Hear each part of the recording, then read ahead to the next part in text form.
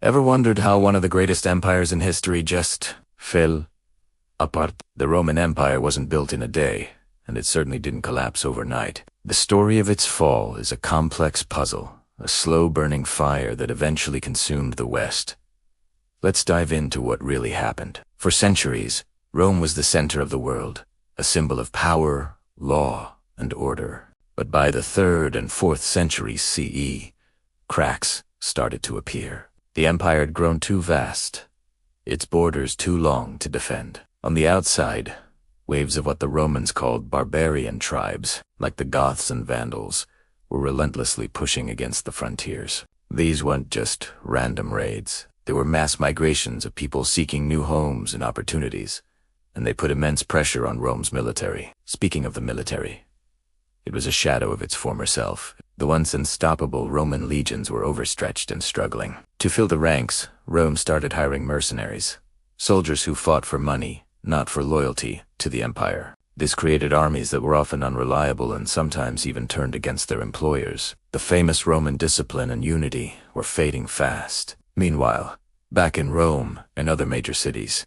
things were a mess. Politically, the empire was in a state of constant chaos. Emperors were assassinated with shocking frequency, leading to bloody civil wars as generals fought each other for the throne. In one 50-year period, there were more than 20 different emperors. This instability meant there was no consistent leadership, and corruption was rampant. Officials were more interested in enriching themselves than in governing effectively. The economy was also in shambles. Constant warfare was incredibly expensive, leading to crushing taxes that crippled ordinary citizens and farmers. The empire relied heavily on slave labor, which discouraged innovation and left huge numbers of poor citizens unemployed. To make matters worse, the government started devaluing its currency by mixing less silver into the coins, causing runaway inflation.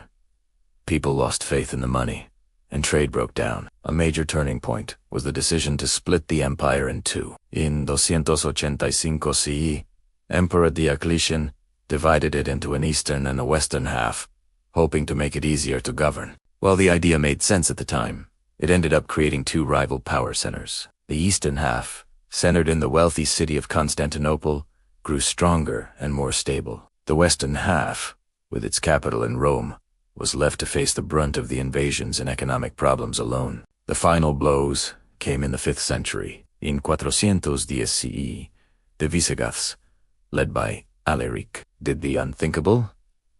They sacked the city of Rome.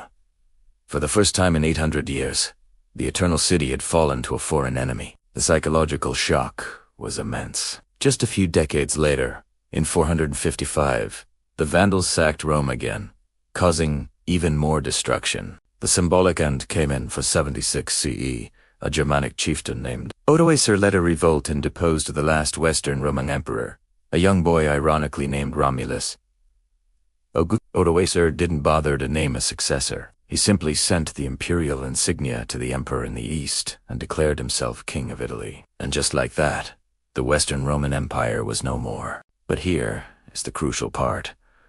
While the West crumbled into various successor kingdoms that would eventually become the nations of modern Europe, the Eastern Roman Empire didn't fall. It continued to thrive for another 1,000 years, becoming what we now call the Byzantine Empire. It preserved Roman law, culture, and knowledge, acting as a beacon of civilization long after Rome had fallen. The Byzantine Empire would only meet its end in 1453, when Constantinople fell to the Ottoman Turks.